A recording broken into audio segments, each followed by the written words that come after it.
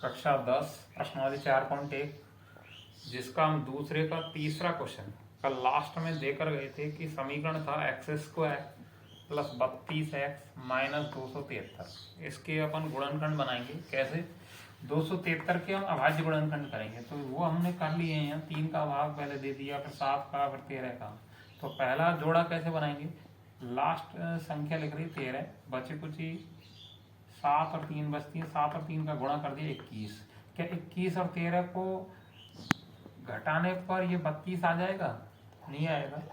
तो हमने 13 गुणा 3 कर दिया, 13 3 39 और 7 रह गया। अब 39 में 7 को घटाते हैं तो 32 ही बच जाता है। तो इस कारण ये जोड़ा बना लिया। तो x² उतारेंगे, 32x के स्थान पर प्लस 39x और माइनस 7x लिखेंगे और माइनस 273 बराबर 0। अब पहली वाली 2 से कॉमन आ जाएगा हमारा x, तो x का भाग x² में लिया तो x का भाग 39x में दिया तो 39, यहाँ माइनस 7 कॉमन, 7 का भाग दिया तो x, फिर माइनस 7 का भाग माइनस 273 में दिया प्लस के 39 बराबर 0।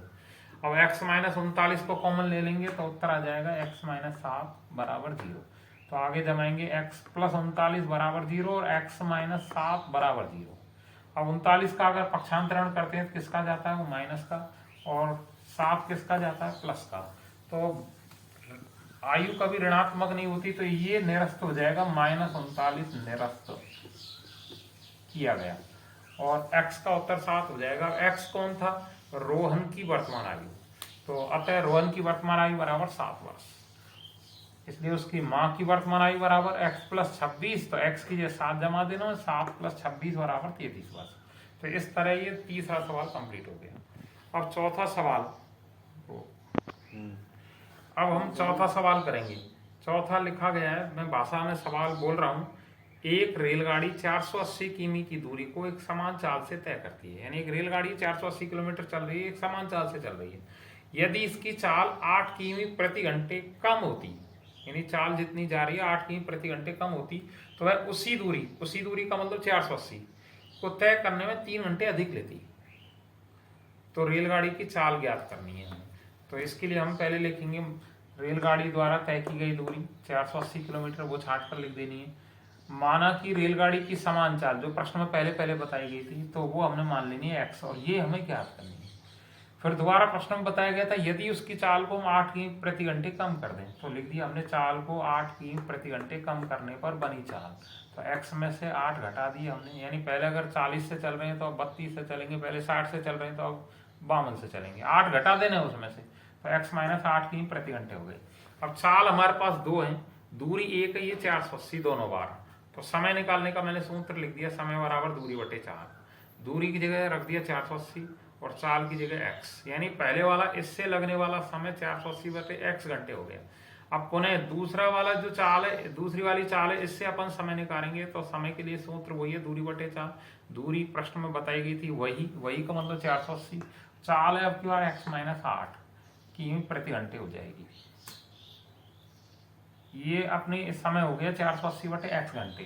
तो प्रश्नानुसार अब आगे उसने बताया था जैसे चाल 8 किमी प्रति घंटे कम थी तो इसका 3 घंटे समय अधिक था, यानी ये वाला समय इस वाले समय से 3 घंटे अधिक है। तो हमने पीछे वाले में से आगे वाले समय को घटा दिया, बराबर में 3 घंटे जमा दिया। तो तीनों का हमने लैसा ले लिया, दोनों पक्षों का। तो ये अलग है, ये अलग है, तो ये भी अलग है। तो आपको तीनों उतार लेना है कोष्टकों में। पहली वाली x माइनस 8, दूसरी x और तीसरी 1 रखें तो ठीक, ना रखें तो भी ठीक। तो इस लैसा में पहले x माइनस 8 का भाग दिया तो ये कट गया, रह गया x और 1। तो इनका गुणा करेंगे और इनका गुणा किससे करेंगे हम? 480 से। तो 480x हो जाएगा।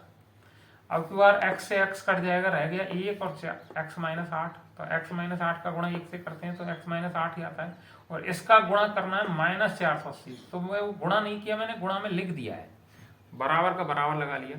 अब की बार 1 से 1 कट गया, तो यहाँ बच गया x माइनस 8 और x। तो इनका गुणा करेंगे और उसका गुणा 3 से करेंगे। तो x का गुणा x से किया तो x² आ गया, और x का गुणा माइनस 8 से किया तो माइनस 8x हो गया, और वहाँ गुणा मैंने लिख दिया 3। अब आगे 480x, 480 का गुणा x से किया तो माइनस 480x, माइनस 480 का गुणा माइनस 8 से किया तो प्लस के 3840, बराबर 3 का गुणा एक्स स्क्वायर से किया तो 3x², 3 का गुणा -8x से किया तो -24x। अब 480x से 480x कट गया तो काट कर प्रदर्शित नहीं करना है। 3x² अगर आगे लाते हैं तो माइनस का आता है और 24x प्लस का आएगा, प्लस के 3840 बराबर में 0। अब सब में हमने -3 कॉमन ले लिया दोनों पक्षों से, तो -3 का भाग दिया तो x² माइनस के 8x माइनस के 1280 बराबर 0। कॉमन दोनों पक्षों से था 3, तो 3 को हम हटा देंगे तो समीकरण बन जाएगा x² माइनस 8x माइनस 1280 बराबर 0। तो किताब का सवाल तो हमारे पास यहीं खत्म होता है, परंतु आगे इसको आपको करना है गुणनखंड विधि से। पहले 1280 के आप अभाज्य गुणनखंड बना लेना, वो जोड़ने पर आएगा या घटाने पर आता है वो तीसरी संख्या बताती है। माइनस की है तो घटाने पर आएगा, अगर ये प्लस की होती तो जोड़ने पर आएगा। तो ये आपको करना है होमवर्क में। नीचे होमवर्क और दे रखा है कि यदि आपको इसकी जांच करनी है x+2 का होल क्यूब बराबर x² माइनस 4 कि ये द्विघात समीकरण है या नहीं। दोबारा और बोल रहा हूँ, x+2 का होल क्यूब बराबर x² माइनस 4 और उदाहरण नंबर 1 को भी हल करना है। ठीक।